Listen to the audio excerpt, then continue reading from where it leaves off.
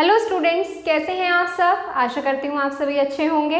मैं आरती आप सभी का अपने परिवार फिजिक्स गुरु पर हार्दिक स्वागत करती हूँ, जहाँ पर आप सभी पढ़ रहे हैं बीएससी के लिए फिजिक्स, केमिस्ट्री और मैथ्स चल रहा है आपका अपनी एप्लीकेशन फिजिक्स गुरु पर। आज की क्लास है बीएससी थर्ड सेमेस्टर के लिए, केमिस्ट्री की क्लास है ये, थर्ड सेमेस्टर और सेकेंड ईयर। ठीक है, मैं आपको बता रही हूँ अभी। तो देखिए, इसमें आपकी बुक चल रही है केमिकल डायनामिक्स और कोऑर्डिनेशन केमिस्ट्री, जिसमें हम हमारी यूनिट 2 के बारे में डिस्कस कर रहे थे और ये आपका लेक्चर नंबर 18 है। इससे पहले आपके 17 लेक्चर्स हो चुके हैं जो आपको प्लेलिस्ट में मिल जाएंगे, वहाँ से आप चेक कर सकते हैं। तो लास्ट एंड पर हमने इसमें एक छोटा सा नन्हा सा टॉपिक डिस्कस किया था जो था आपका फ्री एनर्जी। फ्री एनर्जी में भी हमने इसमें किसके बारे में बात की थी, गिब्स फ्री एनर्जी के बारे में। और आज हम आपके लिए लेकर आए हैं इस यूनिट का एक और नया सा टॉपिक जो है ली चैटलियर प्रिंसिपल, जो आपने पहले कभी नहीं पढ़ा है। ये आपके लिए बिल्कुल नया है, ना 11th में होता है, ना 12th में होता है, ना BSc first sem second same किसी में नहीं होता। पुरानी चीज है, बेस वही है इसका पुराना। इसमें क्या चीज है, एक तो आपको टेम्परेचर का पढ़ना है, एक आपको प्रेशर का पढ़ना है, एक आपको कंसंट्रेशन जो आपकी सांद्रता होती है उसके बारे में पढ़ना है। और इन तीनों चीजों को मिलाकर ही आपका क्या बना है, ली चैटलियर प्रिंसिपल। तो ये प्रिंसिपल है क्या और इन तीनों चीज को लेकर ये प्रिंसिपल दिया किसके द्वारा गया था और कैसे इसमें क्वेश्चंस बनते हैं, ये सारी चीजें मैं आपको बताने वाली हूँ। तो एंड तक साथ में बने रहिएगा। अब देखिए, ली चैटलियर प्रिंसिपल सबसे पहले किसने दिया। ये एक फ्रेंच केमिस्ट थे जिनका नाम था ली चैटलियर, जिनका नाम था ली चैटलियर। बड़ा अजीब सा नाम है, पर अंग्रेजों के नाम तो ऐसे ही होते हैं। तो इसमें जो ली चैटलियर केमिस्ट थे उनके नाम पर ही इस प्रिंसिपल का नाम पड़ा, ली चैटलियर प्रिंसिपल। अब इस प्रिंसिपल में इन्होंने क्या कहा, ली चैटलियर जो केमिस्ट थे उन्होंने क्या कहा, उन्होंने ये कहा कि जब भी किसी भी केमिकल रिएक्शन में, ध्यान से सुनिएगा एक एक वर्ड, जब भी किसी भी केमिकल रिएक्शन में टेम्परेचर, प्रेशर या कंसंट्रेशन में चेंज किया जाता है, चाहे वो 0.1 का ही चेंज क्यों ना हो, कि जितना भी चेंज किया जाता है तो उस केमिकल रिएक्शन की इक्विलिब्रियम शिफ्ट हो जाती है। उस केमिकल की इक्विलिब्रियम यानी कि साम्यावस्था जो होती है वो शिफ्ट हो जाती है, और वो शिफ्ट उस डायरेक्शन में होगी जहां इन तीनों फैक्टर्स, कौन कौन से फैक्टर, टेम्परेचर, प्रेशर और कंसंट्रेशन, इन तीनों फैक्टर्स का इफेक्ट कैसा हो, जीरो हो या नलिफाइड हो या न्यूट्रलाइज्ड हो। आई होप आप सभी को ये चीज बिल्कुल क्लियर हो गई होगी। ये स्टेटमेंट ध्यान रखना बस, ये स्टेटमेंट जो है इस पूरे प्रिंसिपल की नींव है। इसे अगर आप बिल्कुल अच्छे से समझ गए तो आगे का टॉपिक बहुत आसान होने वाला है। मैं फिर से बता रही हूँ, ली चैटलियर प्रिंसिपल में क्या कहा गया, जब किसी भी केमिकल रिएक्शन में टेम्परेचर, प्रेशर और कंसंट्रेशन में चेंज किया जाता है तो उसकी इक्विलिब्रियम साम्यावस्था उस डायरेक्शन में शिफ्ट हो जाती है जहां इन तीनों फैक्टर्स का इफेक्ट न्यूट्रलाइज्ड होता है या नलिफाइड होता है। क्लियर है? चलो, ये स्टेटमेंट मैं लिख रही हूँ, स्टेटमेंट ध्यान रखना। ये चीज तो याद रहेगी कि फ्रेंच केमिस्ट ली चैटलियर ने ये प्रिंसिपल दिया है। चलो, नहीं रहेगी तो लिख लो भाई, फ्रेंच केमिस्ट की देन है ये जो आपके ली चैटलियर प्रिंसिपल है। लिखो इसमें, when concentration, temperature and pressure दाब जो होता है has been changed in chemical reaction,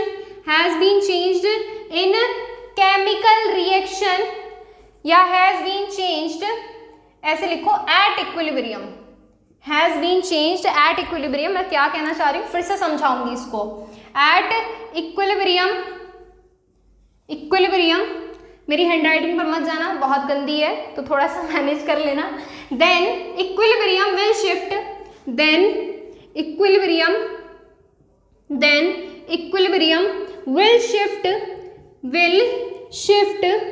in the direction of, in that direction, ऐसे लिखिए, in that direction has been shift in that direction, उस डायरेक्शन में शिफ्ट हो जाती है जिसमें in which इन विच, जिसमें क्या हो, इन तीनों फैक्टर्स का इफेक्ट नलिफाइड हो, इन विच these the effect of these factors, in which the effect of these factors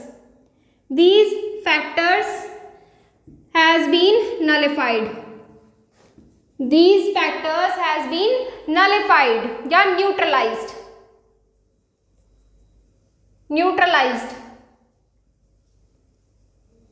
ठीक है, ये हो गया आपका स्टेटमेंट इसका।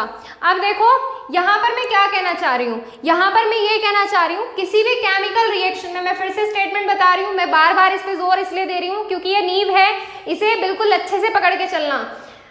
टेम्परेचर, कंसंट्रेशन और प्रेशर अगर ये किसी भी केमिकल रिएक्शन में इक्विलिब्रियम पर चेंज की जाए। अब देखो मैं एक चीज बताती हूँ आपको, कोई केमिकल रिएक्शन दी पहले से ही जिसमें आपकी क्या है, सब कुछ बैलेंस है, इक्विलिब्रियम भी आपकी बैलेंस है। अगर उसमें हम या तो टेम्परेचर में नन्ना मुन्ना से चेंज कर दें, या टेम्परेचर, प्रेशर या कंसंट्रेशन किसी में भी चेंज कर दें, किसी एक में भी चेंज कर दें, तो इसकी इक्विलिब्रियम शिफ्ट हो जाएगी। और इक्विलिब्रियम किस डायरेक्शन में शिफ्ट होगी, वो शिफ्ट खुद हो जाएगी, हमें कराने की जरूरत नहीं पड़ेगी, वो अपने आप ही अपना क्या कर लेगी, स्टेबल पॉइंट ढूंढ लेगी। तो यहां से वो किस डायरेक्शन में शिफ्ट होगी, जहां पर इन फैक्टर्स का इफेक्ट नलिफाइड होगा, ठीक है। तो यहां से क्या लिखेंगे, equilibrium maintain itself, it means that equilibrium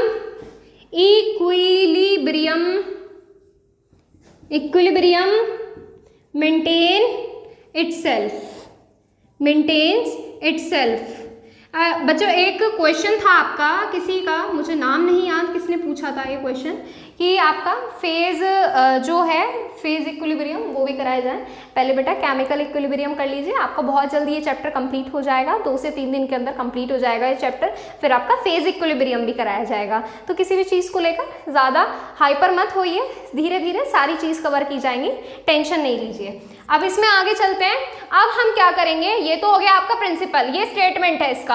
अब हम क्या करेंगे, कंसंट्रेशन, टेम्परेचर और प्रेशर, ये तीनों फैक्टर्स किसी भी केमिकल रिएक्शन की इक्विलिब्रियम किस तरह से शिफ्ट करेंगे, और इक्विलिब्रियम किस डायरेक्शन में जाएगी, फॉरवर्ड की तरफ शिफ्ट होगी या बैकवर्ड की तरफ शिफ्ट होगी, ये चीज हम इसमें देखने वाले हैं। तो सबसे पहले बात करेंगे टेम्परेचर को लेकर। स्क्रीनशॉट नहीं लिया तो स्क्रीनशॉट लो इसका फटाफट से, चलो स्क्रीनशॉट ले लो। अब इसके बाद हम बात करेंगे इफेक्ट ऑफ टेम्परेचर का। टेम्परेचर जो होता है, इसमें देखो नॉर्मल से एक चीज बताओ, टेम्परेचर किससे रिलेटेड है।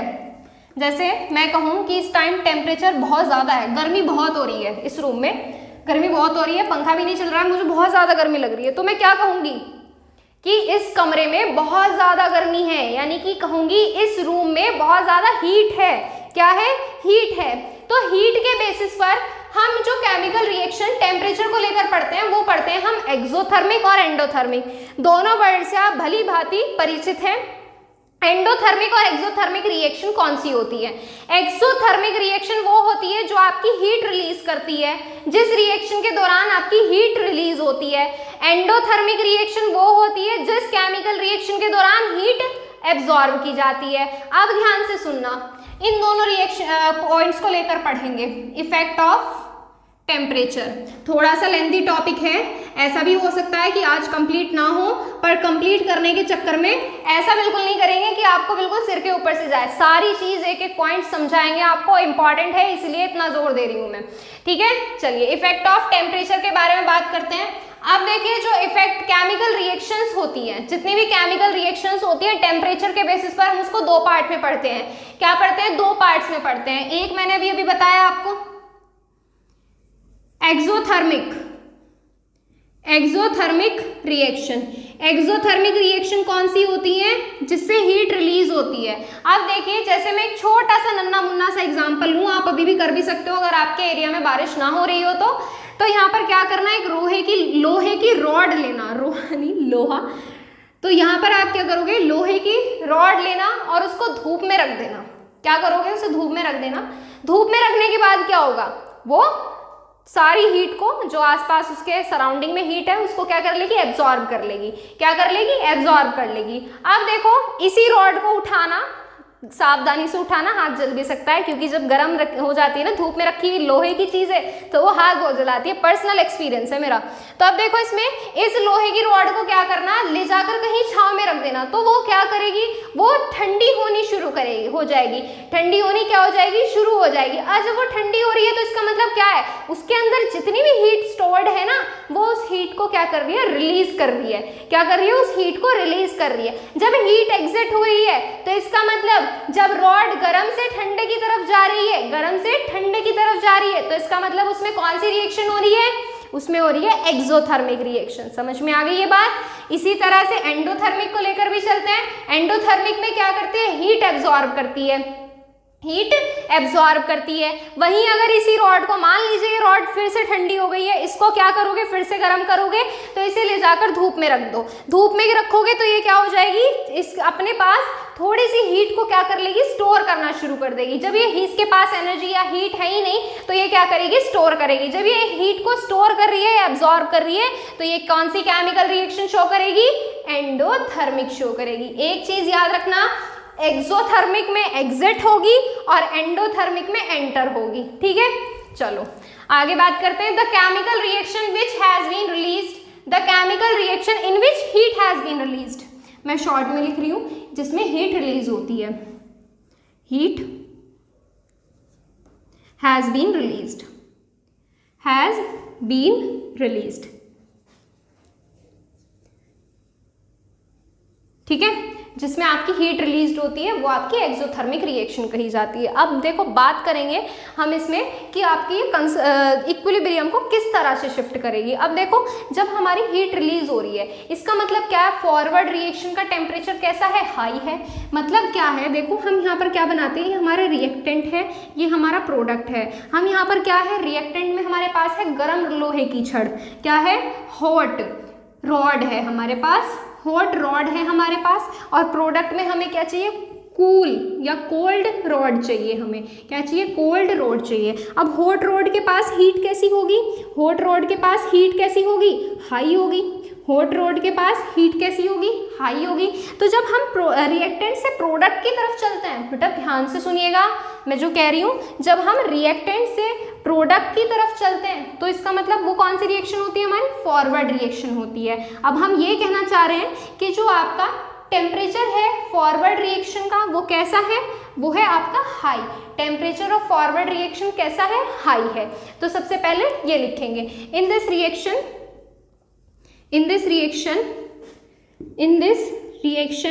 Temperature of forward reaction, temperature जो है किसका, फॉरवर्ड रिएक्शन का, temperature of forward reaction is high. Reaction क्या है, हाई है। हैंडराइटिंग पर मत जाना, पॉइंट नोट करना आप साथ साथ कर लो, चाहो तो रुक के कर लो।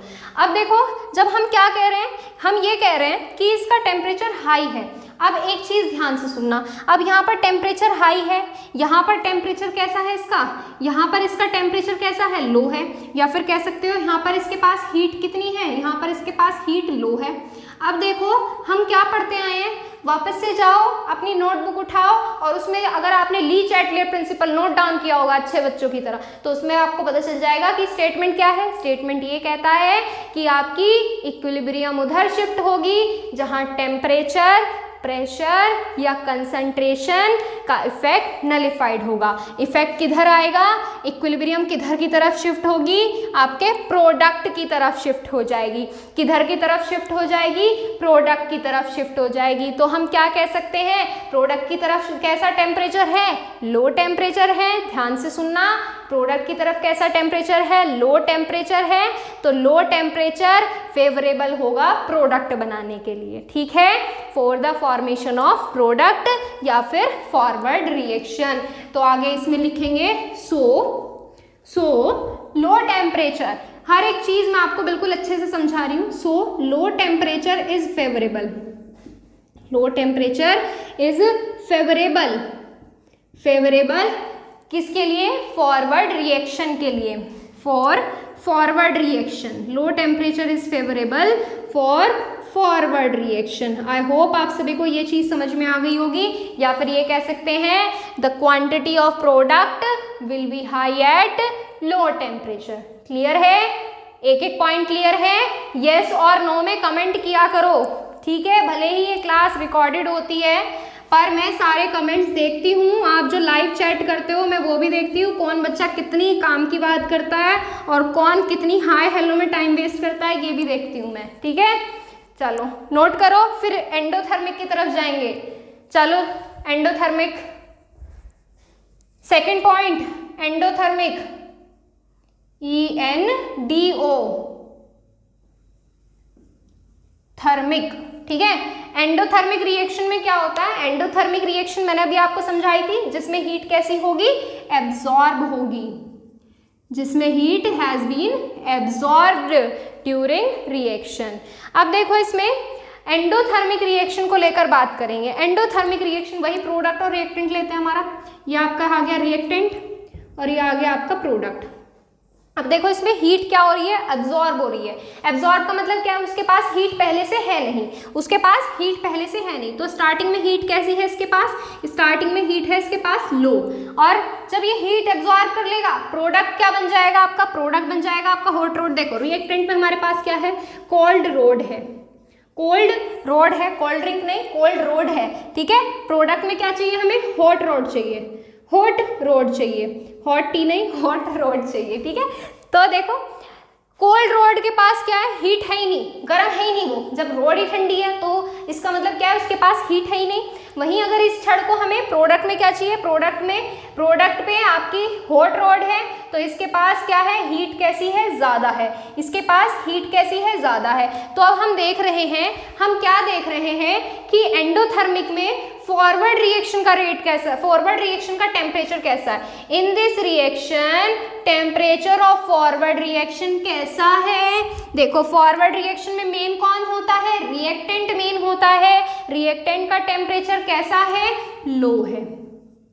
फॉरवर्ड के लिए बता रही हूँ, बैकवर्ड के लिए क्या करोगे? प्रोडक्ट से रिएक्टेंट की तरफ चलोगे। अगर यहाँ पे बैकवर्ड लिखोगे तो यहाँ पर टेम्परेचर भी कैसा लिखोगे? हाई लिखोगे। क्यों लिखोगे? जब प्रोडक्ट से रिएक्टेंट की तरफ जा रहे हैं प्रोडक्ट की हीट कैसी हो जाएगी? हाई हो जाएगी। तो rate of backward reaction, rate नहीं टेम्परेचर ऑफ बैकवर्ड रिएक्शन कैसा हो जाएगा? हाई हो जाएगा। समझ में आ गई ये बात? अब हम जानते हैं, हम क्या जानते हैं? हम ये जानते हैं कि ली चैटलियर ने कहा कि आपकी इक्विलिब्रियम उस डायरेक्शन में शिफ्ट होगी जहां पर टेम्परेचर प्रेशर कंसंट्रेशन का इफेक्ट जीरो होगा या नलिफाइड होगा या फिर कह सकते हो कम होगा इसकी कंपैरिजन में। हाई वाले कंपैरिजन में तो इक्विलिब्रियम किधर शिफ्ट होगी? इधर शिफ्ट होगी। तो हम क्या कह सकते हैं? इक्विलिब्रियम किधर शिफ्ट होगी? हमारी इधर शिफ्ट होगी। अब देखो यहाँ पर कैसे शिफ्ट होगी? यहाँ पर हमारा क्या है? फॉरवर्ड रिएक्शन का टेम्परेचर कैसा है? लो है। अब देखो कोई भी केमिकल रिएक्शन कराने के लिए, कोई भी केमिकल रिएक्शन कराने के लिए हमें कोई ना कोई टेम्परेचर चाहिए। अभी तो हमने बताया कि इक्विलिब्रियम इधर शिफ्ट हो जाएगी। अभी यहाँ पर लो है, यहाँ पर हाई है, इक्विलिब्रियम इधर शिफ्ट हो जाएगी। अब मेरी बात जब सुनना, जब इसके पास हीट ही नहीं है, कोई भी केमिकल रिएक्शन कराने के लिए आपको नन्ही मुन्नी सी हीट देनी पड़ती है। कहना क्या चाहती हूँ, लेबोरेटरी गए होंगे अभी आप, या नहीं भी गए होंगे तो जाएंगे। आप क्या करते हैं? मोस्टली केमिकल रिएक्शंस जब आपको कराई जाती हैं लैब में तो उसे हीट किया जाता है, बर्नर दिया जाता है और टेस्ट ट्यूब को गर्म भी करते हैं हम उसमें। अब देखो जब हम गर्म करते हैं तो ये बात क्या प्रूफ करती है कि कोई भी केमिकल रिएक्शन कराने के लिए हमें कुछ ना कुछ हीट की जरूरत पड़ती है। क्या पड़ती है? कुछ ना कुछ हीट की जरूरत पड़ती है। जब यहाँ पर इसके पास हीट ही नहीं है तो केमिकल रिएक्शन होने की ही नहीं है। जब इसके पास हीट ही नहीं है तो केमिकल रिएक्शन होगी ही नहीं। अब इसका मतलब क्या है? इसका मतलब ये है कि हमें थोड़ा सा टेम्परेचर, इसकी कंपैरिजन में थोड़ा सा टेम्परेचर चाहिए फॉरवर्ड रिएक्शन कराने के लिए। तो यहाँ पर क्या कहेंगे? High temperature is favourable for forward reaction, या फिर क्या कहेंगे कि quantity of product will be high या quantity of product will be high at high temperature. Clear है? पहले में क्या कहा था? अब आपके मन में ये भी सवाल आ रहा होगा कि हमने पहले एक्सोथर्मिक में ये कहा था कि लो टेम्परेचर फेवरेबल होगा फॉरवर्ड रिएक्शन के लिए। अब देखो कोई भी केमिकल रिएक्शन आप करा रहे हो, जैसे आपको क्या करना है, मान लो आपको 1 कप चाय बनानी है। ध्यान से सुनना, 1 कप चाय बनानी है। 1 कप चाय बनाने के लिए आप क्या करोगे? छोटा बर्तन लोगे। अब ऐसा तो नहीं है कि बड़ा पतीला चढ़ाओगे और उसे बड़े बर्नर पर रख दोगे। ये चीज़ तो बिल्कुल गलत हो जाएगी ना। अरे 1 कप चाय बनानी है आपको, इतनी सी चाय बनानी है, बस 2 सिप, और उसके लिए आप इतना बड़ा पतीला और बड़ी से बर्नर पर ले जाकर रख दो, जैसे वो हलवाइयों के पास होते हैं ऐसे, तो ये चीज़ तो नहीं होगी। ये तो पॉसिबल कंडीशन है ही नहीं। आप जो उसमें प्रोडक्ट रिएक्टेंट डालोगे वो तो तुरंत जल जाएगा। इतनी बड़ी कढ़ाई में चाय बन ही नहीं पाएगी आपकी, और बन भी जाएगी तो पियोगे कैसे, रिताओगे कैसे बर्तन में। तो ये चीज़ यहाँ पर ये पॉइंट ध्यान रखना कि अगर आपका यहाँ से फॉरवर्ड रिएक्शन का टेम्परेचर अगर लो है तो हाई टेम्परेचर फेवरेबल होगा, वहीं अगर फॉरवर्ड रिएक्शन का टेम्परेचर हाई है तो लो टेम्परेचर फेवरेबल होगा। ठीक है, समझ में आ गई बात। ये हो गई टेम्परेचर की बात। और ये चीज़ हम किस में देखेंगे, ये चीज़ हम देखेंगे जब आपको एग्जाम्पल कराएंगे ना, तब ये चीज़ आपको बिल्कुल अच्छे से समझ में आएगी। ठीक है, तो ये हो गया पॉइंट। अब इसके बाद मैं आपको फटाफट से एक प्रेशर वाला पॉइंट भी समझा देती हूँ, पहले से नोट डाउन करो। आई होप आप सभी ने उसका स्क्रीनशॉट ले लिया होगा। तो देखो इस पर नेक्स्ट है आपका इफेक्ट ऑफ प्रेशर। बेटा आप लोगों के लिए बहुत मेहनत कर रहे हैं, तो अब इसमें आपका ये फ़र्ज़ है कि आप भी हमारे साथ मेहनत करो और अच्छे स्कोर्स गेन करो। सिर्फ स्कोर्स ही नहीं, आपको नॉलेज भी गेन करनी है। हमारा मेन फोकस स्कोर्स पर नहीं, मार्कशीट पर नहीं, हमारे नॉलेज पर होना चाहिए। अब देखो इसमें आगे effect of pressure. Effect of pressure की अगर बात करूँ मैं, तो इफेक्ट ऑफ प्रेशर जो होता है या फिर इक्विलिब्रियम पर जो प्रेशर का प्रभाव पड़ता है वो डिपेंड करता है डायरेक्टली कि कितने नंबर ऑफ मोल्स लिए हुए हैं वहाँ पर, कैसे इफेक्ट करेगा ये चीज़ मैं बताऊँगी। पहले हम क्या करेंगे, पहले हम इसकी छोटी सी ये लाइन लिखेंगे कि effect of pressure on equilibrium can be identified on the basis of number of moles. ठीक है, लिखिए the effect of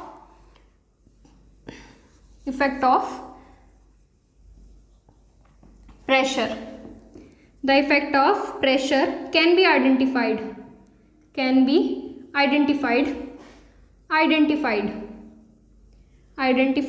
on the basis of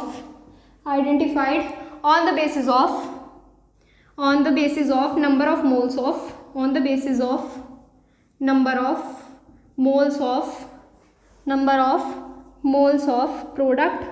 product and reactant. ठीक है, शॉर्ट में लिख रही हूँ प्रोडक्ट एंड रिएक्टेंट। अब देखो यहाँ से प्रोडक्ट और रिएक्टेंट के नंबर ऑफ मोल्स पर किस तरह से डिपेंड करेगा। हम जानते हैं ideal gas equation, we know that from ideal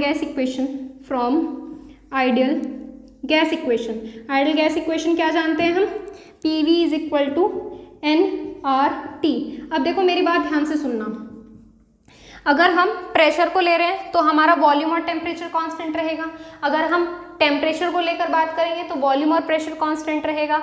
अगर हम वॉल्यूम को लेकर बात करेंगे तो प्रेशर और टेम्परेचर कांस्टेंट रहेगा। कुल मिलाकर ये, अगर हम किसी एक वेरिएबल क्वांटिटी की बात करेंगे तो बाकी सारे कांस्टेंट हो जाएंगे। ठीक है, अब देखो यहाँ से अगर हम बात कर रहे हैं प्रेशर को लेकर तो आपका V और T दोनों क्या हो जाएंगे, कांस्टेंट हो जाएंगे। R जो है आपका ऑलरेडी कांस्टेंट है, गैस कांस्टेंट जिसको बोला जाता है, गैसियस नियतांक। ठीक है, अब देखो ये भी कांस्टेंट, ये भी कांस्टेंट, ये भी कांस्टेंट, तो ये क्या हो जाएगा, P डायरेक्टली डिपेंड करेगा N पर, P डायरेक्टली डिपेंड करेगा N पर। मतलब क्या है इसका कि आपका जिधर जितने ज़्यादा नंबर ऑफ मोल्स होंगे उतना ज़्यादा उसका प्रेशर होगा। मतलब कह सकते हो कि जितने ज़्यादा नंबर ऑफ मोल्स होंगे उतना ज़्यादा उसका प्रेशर होगा। यहाँ पर अभी हम ली चैटलियर प्रिंसिपल अप्लाई नहीं कर रहे हैं और ना ही करेंगे अप्लाई। क्यों? क्योंकि हमें क्या करना है, इसके जस्ट अपोजिट करना है। जैसे हमने टेम्परेचर का किया था ना, एंडोथर्मिक और एक्सोथर्मिक में हमने थोड़ा सा लोचा किया था, इसी तरह से इसमें करना है। अब देखो यहाँ पर आप क्या करोगे, यहाँ पर अभी हम इसमें आगे बढ़ेंगे। अब देखो प्रेशर इंक्रीज करेंगे, मतलब जितने ज़्यादा नंबर ऑफ मोल्स होंगे उतना केमिकल रिएक्शन का प्रेशर ज़्यादा होगा। अभी इक्विलिब्रियम की बात नहीं हो रही है, अभी सिर्फ इतनी बात हो रही है कि जितने ज़्यादा नंबर ऑफ मोल्स उतना ज़्यादा उसका प्रेशर। पर जब हम बात करेंगे इक्विलिब्रियम की, अगर क्योंकि हम जानते हैं प्रेशर इंक्रीज करने पर या नंबर ऑफ मोल्स बढ़ाने पर हमारा प्रेशर ज़्यादा होता है, तो हमारी इक्विलिब्रियम लो प्रेशर की ओर शिफ्ट हो जाती है। कैसे शिफ्ट होती है मैं आपको बताती हूँ। सबसे पहले क्या लिखेंगे, हम ये वाली लाइन लिखेंगे कि आपका ये प्रेशर की ओर शिफ्ट होगी। कैसे होगी, पहले आप इतने को नोट कीजिए। देखो नोट कर लिया होगा, यहाँ लिख देती हूँ इसके आगे। It means that pressure depends directly, it means that pressure depends, pressure depends directly, pressure depends directly, it means that pressure depends directly on the number of moles of product or reactant, on यही चीज लिख रहे हैं हम वैसे तो, on the number of, depends directly on the number of moles of product or reactant, reactant and product। अब आगे लिखो at high pressure, जब प्रेशर किसी भी केमिकल रिएक्शन का हाई होगा तो इक्विलिब्रियम जो होगी लो नंबर ऑफ मोल्स की तरफ शिफ्ट हो जाएगी। ये चीज है इक्विलिब्रियम को लेकर। At high pressure concentration, high pressure पर जो होगी कंसंट्रेशन नहीं, equilibrium. At high pressure the equilibrium will shift, equilibrium लिखा है ये, ठीक है। Equilibrium will shift in the direction of less number of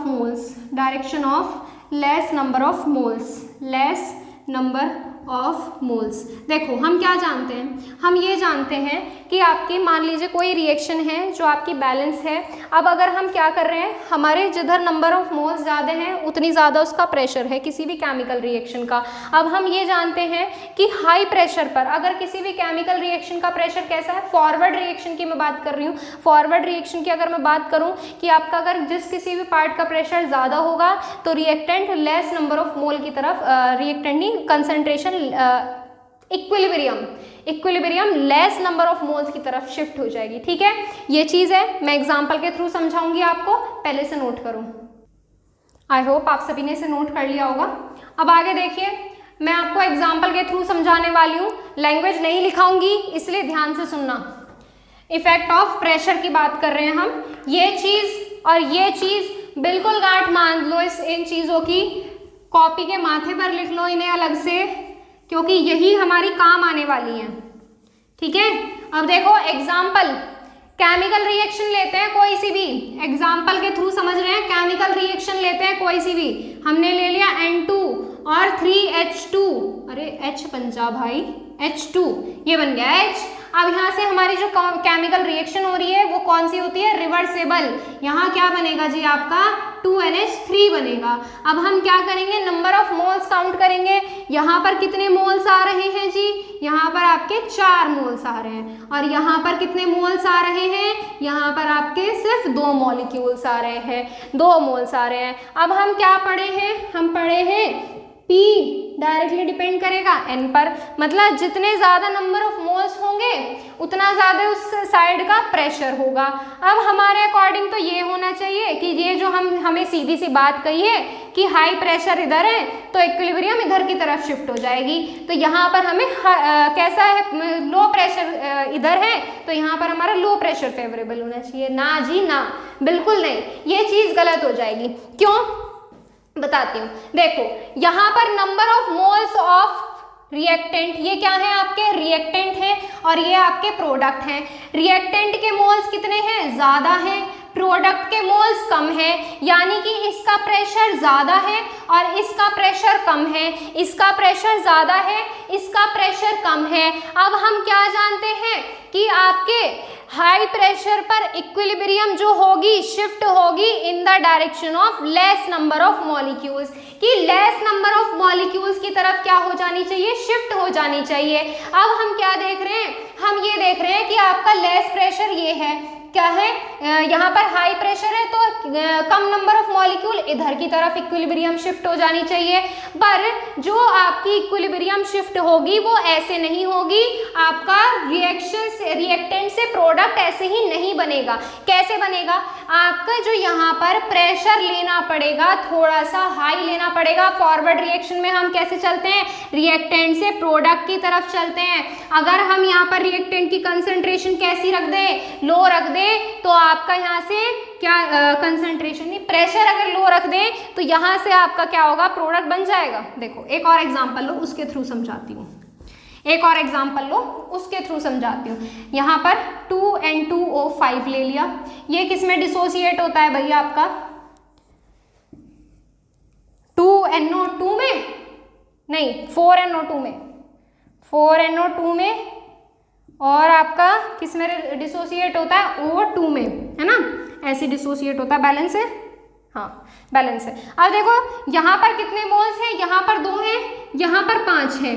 अब देखो इसमें ध्यान से सुनना, अगर आपके 2 नंबर ऑफ मोल्स प्रोडक्ट के हैं, सॉरी रिएक्टेंट के हैं, 4 नंबर ऑफ मोल्स किसके हैं, प्रोडक्ट के हैं। अब यहाँ पर आपका कैसा है, प्रेशर कैसा है, इधर लो है, प्रेशर कैसा है, इधर लो है, और इधर प्रेशर कैसा है, ज्यादा है, इधर प्रेशर कैसा है, ज्यादा है। नंबर ऑफ मोल्स के अकॉर्डिंग तो हम ये चीज पढ़ते आए हैं। अब देखिए प्रेशर ज्यादा पर equilibrium less number of moles की तरफ शिफ्ट हो जाएगी। तो इसके अकॉर्डिंग क्या कहता है ये हमारा रूल ये कहता है, अब देखो ध्यान से, यहाँ पर हमारा प्रेशर कैसा है, लो है, यहाँ पर प्रेशर कैसा है, हाई है, यहाँ पर प्रेशर कैसा है, हाई है। अब देखो ध्यान से, ये जो हमारी फॉरवर्ड रिएक्शन है, फॉरवर्ड रिएक्शन ऐसे जा रही है, तो प्रेशर लो से किधर की तरफ जा रहा है, लो से जा रहा है आपका हाई की तरफ। फॉरवर्ड रिएक्शन में प्रेशर कैसे जा रहा है, लो से जा रहा है हाई की तरफ। ध्यान से देखना,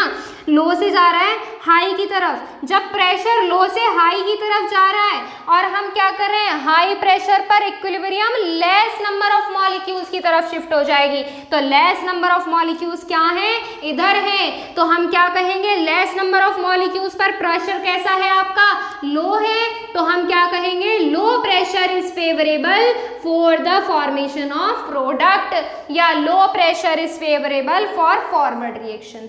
ये था आपका रूल। अब आ जाओ इसको लेकर, इसमें आपका क्या हो रहा है, यहाँ पर 4 मोल्स हैं, यहाँ पर 2 मोल्स हैं, यहाँ पर प्रेशर कैसे जा रहा है, हाई से लो की तरफ, हाई से लो की तरफ, और यानी कि हाई से लो की तरफ जा रहा है। अब हम क्या कहेंगे, हम ये कहेंगे यहाँ से 4 मोल्स हैं, यहाँ पर 2 मोल्स हैं, हाई से लो की तरफ जा रहा है। अब हम ये कहेंगे कि हाई प्रेशर पर equilibrium less number of moles की तरफ शिफ्ट होगी। तो हम क्या कह सकते हैं कि इक्विलिब्रियम इधर शिफ्ट होगी।